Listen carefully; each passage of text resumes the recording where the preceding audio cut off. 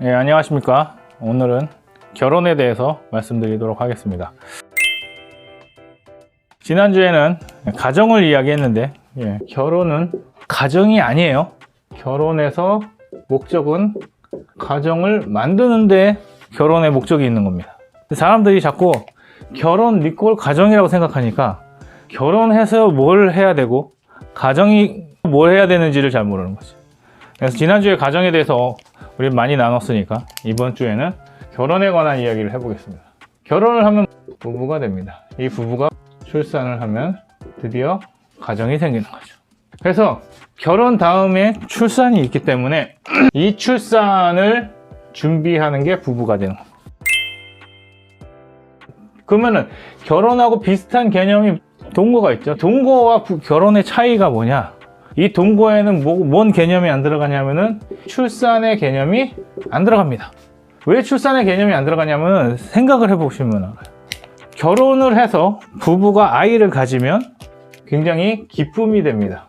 뭐 안 되는 부부들도 있긴 하겠지만 그거는 이제 결혼의 목적을 모르기 때문에 기뻐하지 못하는 거고, 동거와 결혼의 차이를 알면은 동거를 했을 때는 이 출산이 기쁨보다 당혹스러움이 오는 거지.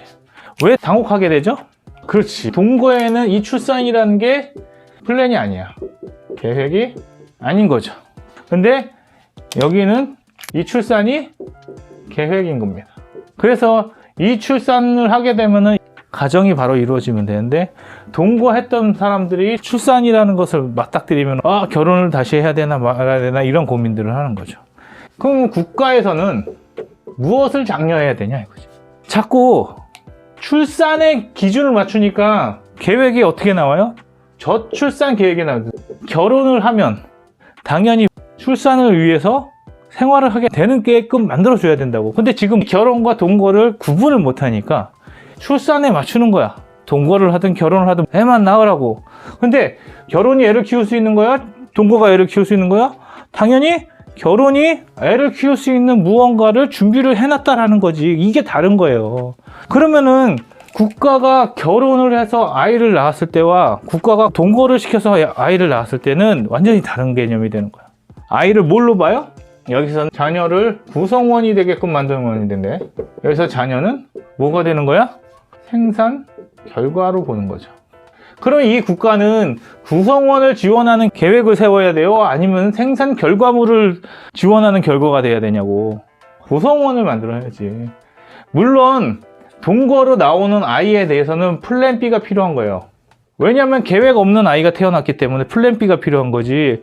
그러면은 플랜 B에 대한 계획은 보편적이지 않다고 봐줘야 되는데, 이걸 보편적으로 인정하는 순간 자녀를 구성원으로 생각하는 플랜 A가 보편적일 수가 없어요. 그러니까 이 플랜 A를 만들 수 있는 정책을 세워야 된다고요. 그런데 그렇게 안 하고 지금 뭘로 가냐면은 이거 동일시로 보니까 빈곤해지면 빈곤 속에는 계획이 생길 수가 없어요. 출산율이 너무 낮으니까 이제 출산에만 생각하는 거야. 뭐 동거를 해서 하여튼 애만 낳아라 이런 식으로 갈 수밖에 없다는 거지. 그러니까 제일 중요한 건 뭐예요? 어떻게 출산을 할 거냐까지 가야 된다고. 그러니까 뭐가 생겨야 돼요? 결혼이 생겨야 되는 거죠. 그럼 결혼에 대해서 생각해 봅시다. 결혼의 목적은 가정을 이루기 위한 건데, 그러면은 결혼을 왜 하느냐? 결혼은 가정으로 나아가는 과정입니다. 그러니까 가정으로 나아가는 출발이죠. 결혼을 했을 때 선언을 하는 겁니다. 선언. 이걸 뭐라 그래요? 결혼식을 하죠. 그 다음에 혼인 신고를 합니다. 이 결혼식은 사회와 공동체에 대한 선언이고, 혼인 신고는 법적인 선언이라고. 그러면은 이것을 왜 하느냐? 지난 시간에 뭐라 그랬냐면, 가정이란 것은 하나의 네이션과 또 하나의 네이션이 만나서 새로운 네이션을 만드는 거죠. 결혼은 누구와 누가 하는 거예요? 남자와 여자가 하는 거죠. 이거는 여자의 가정이고, 남자의 가정에서 생긴 네이션과 여자의 가정에서 생긴 네이션이 만났어요. 그러니까 어떤 거는 남자의 네이션을 따를 수 있고 어떤 거는 여자의 네이션을 따를 수 있지.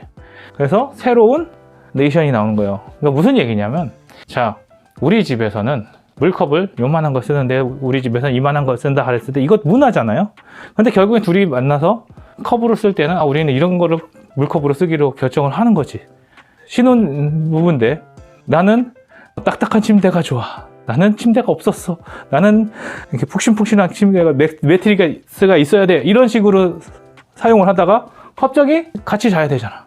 그러면 잠자리도 똑같이 만드는 거야. 뭐 별거 하고 살까? 뭐 이렇게 되는 수는 없잖아. 그렇지? 어쨌든 같이 살아야 되니까 같은 침구를 사용해야 된다고. 그리고 식탁도 나는 우리 집은 나무 식탁이었는데 우리는 뭐 대리석으로 된 식탁이었는데 이제 같이 살면은 어떤 식탁으로 쓰든지 하여튼 그런 문화들이 생기는 거거든요. 그리고 규칙들이 생기는데 그 규칙들을 서로 합의하에서 생기는 것들이 새로운 네이션이 되는 겁니다. 남자와 여자가 만난 새로운 네이션 안에서 자녀들이 사는 거예요. 그렇다면은 결혼을 했다라는 것은 무엇이냐면은 이 부부가 새로운 네이션을 만드는 거예요. 그게 뭐와 똑같아요? 건국과 똑같이. 그래서 건국 파티를 하는 게 뭐예요? 결혼식이라고. 그래서 이 건국을 기념하는 3가지가 있어. 우리나라의 문화에서는. 결혼을 하면서 생기는 3가지의 이벤트가 있죠. 왜 이벤트가 생길까요? 국가가 생긴다는 건 엄청난 이벤트예요. 건국 기념일마다 각종 행사를 하는 거지. 건국 기념일의 이벤트, 첫 번째 이벤트는 뭡니까? 그랬을 때 사진을 찍습니다. 무슨 사진을 찍어요? 웨딩 사진을 찍죠. 신랑과 신부만의 추억을 만드는 거죠. 추억을 만드는 첫 번째 이벤트입니다. 두 번째 이벤트는 뭡니까? 결혼식입니다. 결혼식은 어디서 찍어요? 예식장. 자, 이것은 무엇입니까? 남자와 여자의 추억에 누가 동참해 주는 거야? 사람들이 같이 증인이 되어 주는 거야. 이 네이션이 생겼습니다. 와, 새로운 네이션이구나 인정을 해 주는 거죠. 그래서 이 남자와 여자가 결혼하고 나서는 이 네이션의 법도에 따라서 내가 친구지만 가장 친한 친구였지만 내가 그 친구를 만나기 위해서 배우자의 허락을 받아야 되는 거야. 그게 뭐예요? 새로운 네이션이다. 그 다음에 3번째, 사진 찍고 결혼식 하고 여행을 하죠. 관광지를 가는 거야. 이 여행이 하이라이트지. 인생에 있어서 이러한 휴가를 받을 수 있는 시간이 단연코 없습니다. 내가 신혼여행을 간다 그랬을 때 모든 회사에서 다 인정을 해주죠. 적어도 일주일, 길게는 15일까지 줍니다. 이런 기간이 인생에 살면서 부부에게 쉽지 않습니다. 그래서 요 3가지 이벤트가 있으면서 건국을 기념해 주는 거죠. 그러면 부부끼리 뭘 하게 됩니까? 를 생각해 봅시다. 이제 네이션이라고 그랬으니까. 결혼을 해서 가정을 이루는데 뭐와 뭐가 필요합니까? 국가를 놓고 생각을 해보면 너무 정확하게 알 수 있죠. 국가가 되는데 영토, 주권, 국민이 있죠. 첫 번째, 영토는 어떻게 얻었습니까? 신혼집을 얻지. 그 다음에 주권은 어떻게 얻습니까? 부모로부터, 간섭으로부터 독립을 해야 되는 거야. 지난 시간에 얘기했지만은 농업 국가에서는 생산을 해야 됐기 때문에 부모 밑에서 자랐어야 되고 그 네이션으로 여자가 들어가는 역할을 해줬다고. 생산성이 약한 여자가. 지금은 둘 다 생산성이 동일하거나 요즘 여자가 더 좋은 쪽도 많단 말이야. 그거를 따지지 말고 결론적으로는 부모로부터 부모의 간섭을 받지 않고 선택을 할 수 있는 독립이 필요한 거죠. 마지막 국민은 누굽니까? 자녀입니다. 왜냐하면은 신랑이나 신부는 이 나라에서 태어나지 않았죠. 여기는 영토를 마련은 했지만 다른 나라와 다른 네이션과 네이션이 와서 만난 그러한 새로운 네이션이란 말이에요. 그러니까 이 사람들은 원래 국민이라고 하기 전에 다른 나라에서 온 나라를 세운 건국인이란 말이에요. 그러면 이 사람들이 다스리려면 누구를 다스려야 돼요? 자녀를 다스려야 된다는 거죠. 그래서 이 자녀를 다스리기 위해서 무엇이 생겨야 되냐? 그 네이션을 만드는 것이 신혼이 되는 거예요. 그럼 신혼 기간에 무엇을 해야 되냐? 내가 살아온 네이션과 네가 살아온 네이션이 합쳐져서 새로운 네이션을 만드는 게 신혼이 되는 거지. 그러면 남자와 여자가 만날 수밖에 없어. 남녀가 뭘 만들 수 있으니까 출산을 할 수 있기 때문입니다. 결혼은 남과 여만 가능합니다. 이거를 동거로 가져오면은 동거는 모두 돼요. 남남도 가능하고 여여도 가능하고 트도 가능한 거고 남자와 동물도 가능하고 여자와 동물도 가능한 거지. 출산을 전제로 하지 않기 때문에 어떠한 형태든지 상관이 없어. 근데 봐봐요. 국가에서는 결혼을 지원해줘야 돼요? 동거를 지원해줘야 돼요? 결혼을 지원해줘야 돼. 왜? 얘네들만이 뭘 할 수 있으니까 출산이 가능하기 때문입니다. 그런데 이 동거를 통해서도 출산이 가능하죠. 누구일 때만? 남녀일 때만 가능한 거잖아. 그러면은 이 남녀가 동거를 끝내고 출산으로, 결혼으로 가게 되면은 무슨 지원을 받을 수 있어? 결혼에 대한 지원을 받을 수 있다고. 근데 얘네만 받자고 하니까 어떻게 돼? 얘네는 뭐지? 라고 얘기해서 평등하다 이쪽으로 개념이 들어가 버리면은 이제 문제가 생기는 거야. 뭐가 안 되니까? 출산이란 게 안 되니까. 결혼이 출산을 전제로 하지 않는다면 결혼은 동거와 의미가 없다. 그러니까 자꾸 물타기가 들어오는 거예요, 동거에서. 야, 남자 사는데 왜 지원 안 해줘? 여자 사는데 왜 지원 안 해줘? 이렇게 들어오는 거고. 그 다음에 또 훅 들어오는 문제가 뭐냐면은 이런 식으로 들어오는 거야. 야, 남자가 있고 여기에 이제 자녀가 들어오면 돼. 입양하면 되니까. 지난주에 내가 얘기했던 게 뭐예요? 인공 어장을 만들어도, 양식 어장을 만들어도 자연과 같은 상황을 만들어줘야 되는데 남녀가 난임이나 불임으로 인해 가지고 임신을 못할 수는 있지만 생물학적인 자연 조건을 갖고 있기 때문에 양육이 가능한 거예요. 그런데 이들이 양육이 가능하냐 그랬을 때 여기에는 문제가 있다고. 그래서 이 동거의 개념으로 가서 자꾸 지원을 해주다 보면은 출산이 불가하다고. 근데 여기다가 예산을 쓰고 지원을 해줘야 되는 게 말이 되냐? 그러니까 우리나라의 가족 정책이 뭐가 문제냐면 가족이라는 것 정의를 제대로 내릴 수가 없기 때문에 자꾸 이러한 쓸데없는 데다 돈을 쓰는 겁니다. 이거는 무슨 유익이 있습니까? 사회에. 개인에게는 유익이 있을 수도 있고 없을 수도 있어요. 근데 이미 태어난 사람들의 행복을 위해서 사는 게 아니라 이 사람들이 이 사회를 지속 가능하게 살아야 된다고. 그러면 기업이 지속 가능하게 해줍니까? 기업은 생산성의 지속 가능성은 얘기해 줄 수 있지만은 출산에서는 기업이 할 수 있는 일은 없습니다.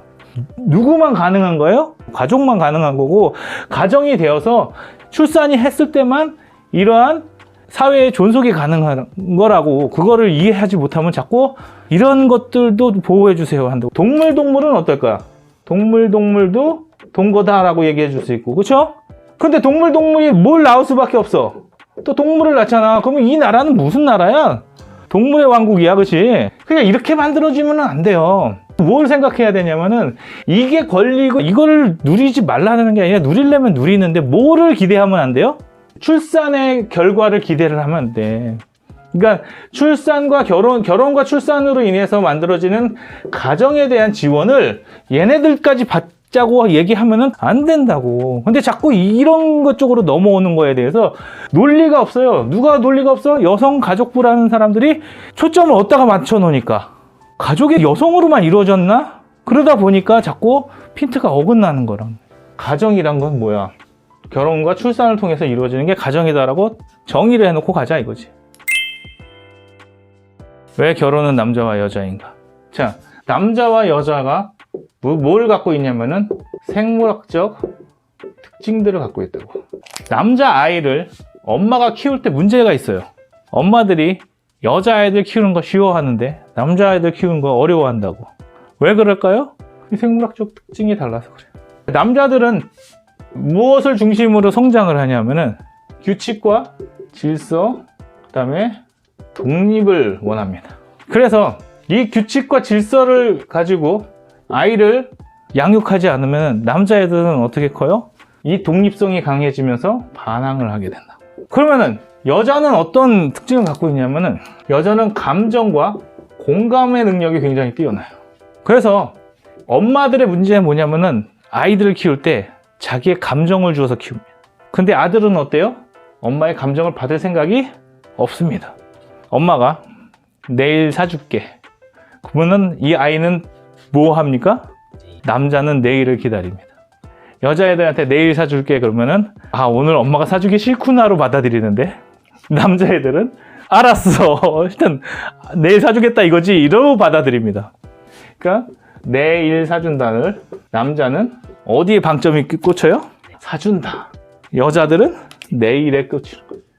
그래서 여자는 오늘 사주기구나로 이해를 합니다. 남자는 사준다고 약속했지? 이렇게 되는 겁니다.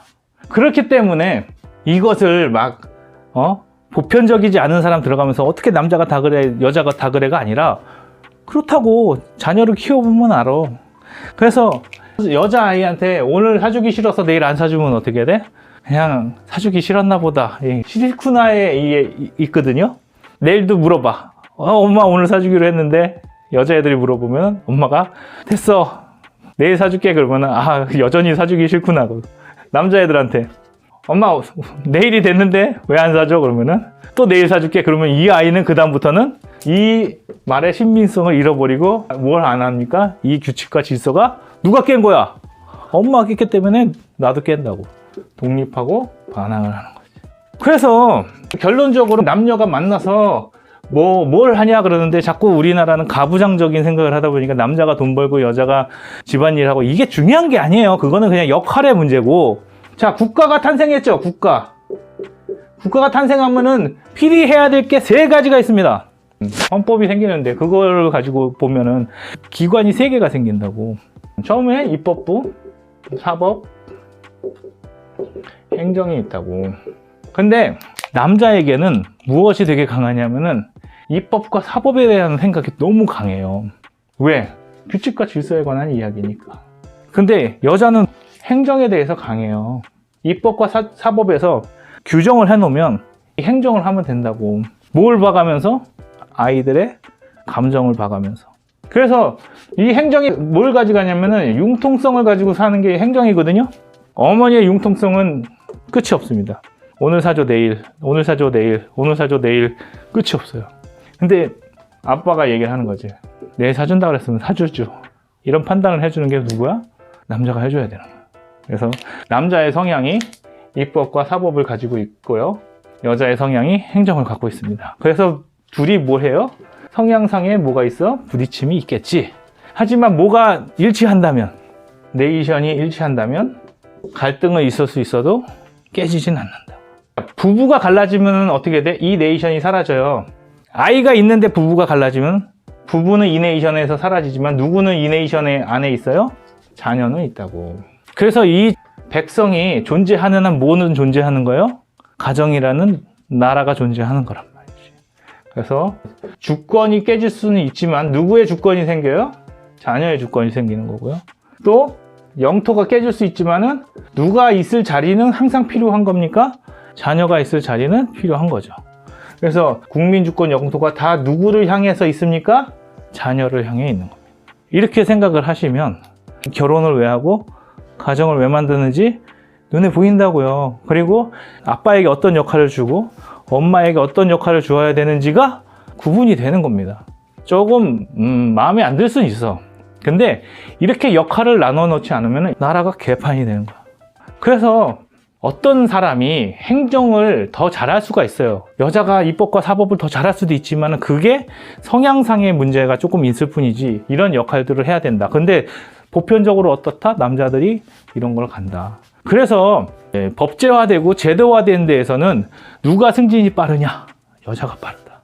그런데 창의성을 발휘하고 뭔가를 계획을 세우고 뭔가를 이뤄 나가야 되는 거에서는 누가 더 뛰어난 감각을 갖고 있어요? 남자들이 많이 갖고 있는 거예요. 그래서 사업가들 중에 성비가 남성 성비가 더 많을 수밖에 없는 게 이게 생물학적으로 그렇습니다. 여자도 있잖아요는 뭐야? 그냥 예외적으로 있을 수 있지. 다른 남자보다 더 뛰어난 여자도 있을 수 있지. 그렇지만은 같은 수준으로 봤을 때는 남자들이 이런 쪽을 더 선호하더라 라고 이해하시면 좋을 것 같습니다. 결혼이란 말이야. 이 풀이과정이 결혼입니다.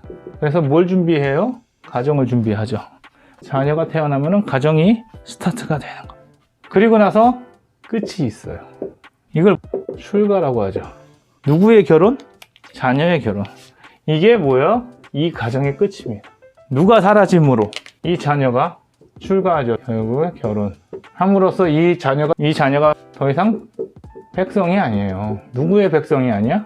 이 가정의 백성이 아닌 거지. 백성이 사라졌으니 이 나라는 존속해야 됩니까? 안 해야 됩니까? 안 해야죠. 그래서 끝이 있다고. 가정의 시작이 있으면 끝이 있다는 거죠. 이것을 모르고 있으면 어떻게 돼? 예전의 농업시대처럼 이 백성들을 더 많이 늘리고 싶은 부모의 생각들이 있다고. 그러다 보니까 사위나 며느리를 뭘로 만들려고 그래? 나의 백성으로 만들려죠. 그게 뭘로 나타나요? 고부 갈등으로 나타나는 거죠. 자, 우리 집 가훈은 언제까지야? 가훈이 뭐랑 똑같아? 헌법과 같죠? 이 가훈은 언제까지예요? 자녀가 출가할 때까지로. 내가 독립을 하면 자녀도 독립을 시켜야 되는 거지. 근데 우리가 독립을 안 해본 자는 독립을 하고 싶어요? 안 한단 말이야. 독립이란 건 뭐예요? 독립이란 것은 결정권이 생기는 거고, 이 결정에 대해서 책임을 져요. 근데 우리는 자유 독립 이러면 어떻게 얘기해요? 결정권만 얘기하고 책임을 안 지려고 그러죠. 이걸 뭐라 그래? 이기주의라. 이거는 세대론을 떠나서 국가의 네이션으로 가야 돼요. 이 독립이라는 개념을 네이션으로 끌고 와야 되는 거예요. 근데 이 독립에 관한 유명한 이야기를 하나 들어봅시다. 나의 소원은 첫째도 완전한 자주 독립, 두 번째도 완전한 자주 독립, 세 번째도 완전한 자주 독립을 외치던 어떤 아저씨가 있지. 완전한 자주 독립이라는 게 있습니까? 없습니까? 완전한 자주 독립이라는 게 있냐 없냐를 알아야 된다라고. 여기 뭐가 빠져 있는 거야? 외교란 개념이 빠져 있는 거예요. 그러니까 이 완전한 자주 독립에 뭐가 있어? 반일이 있는 거, 반일. 감정. 이건 이성이 아니고요. 감정입니다. 왜? 완전한 자주 독립. 누구로부터? 일본으로부터. 그러니까 이제 뭘 안 하겠다라는 얘기야? 일본과 교류는 없다. 근데 일본이라는 나라가 세계에서 어떤 위치를 갖고 있는지를 보고 이놈이 필요하겠구나 그럼 같이 갈 수도 있는 거잖아. 근데 뭐만 있어요? 완전한 자주 독립을 해야 되기 때문에 얘네하고는 손을 잡을 수가 없는 거지. 그러니까 뭐가 생기는 거야? 이 반일 감정이 지금은 존재하지도 않는 친일파로 가는 거지. 아빠가 친일했으면 자녀도 친일했습니까? 아빠가 반일했으면 자녀도 반일할까요? 그게 없어. 그건 다 개인의 독립이고 결정이고 책임이에요. 그런데 반일을 외치는 사람들이 뭘 얘기를 해? 자녀의 독립적인 결정을 가만두질 않는 거야. 곁다리니까 여기까지만 하고 이거는 또 따로 한번 다루기로 해봅시다. 가정의 기념일. 제일 중요한 게 뭘까요? 결혼 기념일. 이건 뭡니까? 건국일이에요. 우리나라는 건국기념일이 언제입니까? 기념일 8월 15일이죠. 그런데 우리나라는 공식적인 건국기념일은 10월 3일입니다. 단기 4천 몇백 년 전에 10월 3일을 우리는 건국이라고 생각을 하고 살죠. 그게 참 불행한 네이션이야. 그 다음에 중요한 게 뭡니까? 제헌절도 필요한데 이 과정에서 뭘 하냐면은 자녀의 생일이라고. 이게 뭐야? 출산일이라고. 비로소 뭐가 되는 거야? 국민이 태어났다 그래서 이거는 가정이 선 날이죠. 가정을 세운 날. 이게 거의 뭐랑 똑같으냐면은 이게 제헌절과 같은 겁니다. 왜냐하면은 이 네이션의 지배를 받을 수 있는 백성이 태어났기 때문에. 조금 다르죠. 조금 다른 거예요. 근데 이렇게 접근을 해야 먼저 부모의 네이션이 일치하는 기간이 필요하고 그 다음에 이 안에서 태어난 자녀의 네이션이 생기는 거예요. 그럼 이 자녀가 또 다른 자녀를 만나서 결혼을 할 때 새로운 네이션이 생기고 이 네이션은 정신적인 작용이기 때문에 점점 발전하게 되는 거죠. 자, 여기에서 하나 더 볼 게 있습니다. 부모가 네이션을 일치시키는 방법이 있어요. 두 가지가 있습니다. 하나는 육체의 일치가 있고 그 다음에 정신의 일치가 있습니다. 육체의 일치를 통해서 무엇을 생산해요? 자녀를 생산하고 정신의 일치를 통해서 네이션을 생산한단 말이야. 우리는 이러한 생각들이 없으니까 이 자녀가 뭐가 되는 거예요? 이 자녀들이 소유가 되는 거예요. 소유는 돈이 드는 거예요. 왜? 관리 비용이 되니까. 자녀는 백성이 되는 게 아니고 사치품이 되는 거죠. 그래서 오늘 정리하는 게 뭐예요? 우리는 자녀의 생산을 위해서 결혼을 하는 거다. 그 자녀의 생산을 하기 위해서 뭘 합니까? 만나서 국가를 세우고 이벤트를 하고 추억을 공유하면서 네이션을 세워서 그 네이션이 자녀에게 흘러가게끔 만드는 것이 신혼기간이고 결혼기간이다. 그 다음에 자녀가 태어나면은 더 이상 신혼의 달콤함이 있습니까? 없습니까? 없어요. 대신 자녀를 키우는 기쁨이 생긴다고. 그 기쁨의 차이를 생각 못하고 계속 신혼의 기쁨만 누리겠다고 하는 게 뭐예요? 딩크족이고 동거란 말이야. 그러면 딩크족과 동거를 국가에서 지원을 해줘야 되냐? 아니라고. 그것을 얘기하고 싶은 거고, 결론적으로 자, 딩크나 동거는 무엇을 위해서 사람들이 모이는 거예요? 육체일치지. 육체일치기도 하지만 이건 뭐냐면은 행복이라고 얘기하고, 뜻은 뭐예요? 쾌락이라고. 쾌락에서 오는 행복을 추구하는 거죠. 그러니까 내가 쾌락에서 오는 행복을 추구할 테니 뭘 하라는 거야? 국가에서는 지원하라는 거지. 그래서 이 쾌락에 의한 행복을 추구하도록 국가가 지원하면은 생산성이 안 나온다고. 누구의 생산성이 안 나와요? 사회 구성원의 생산성이 안 나오는 거지. 그러니까 이렇게 이거를 추구하기 시작하면 국가가 소멸의 길로 간다. 그래서 우리 뭘 해야 된다?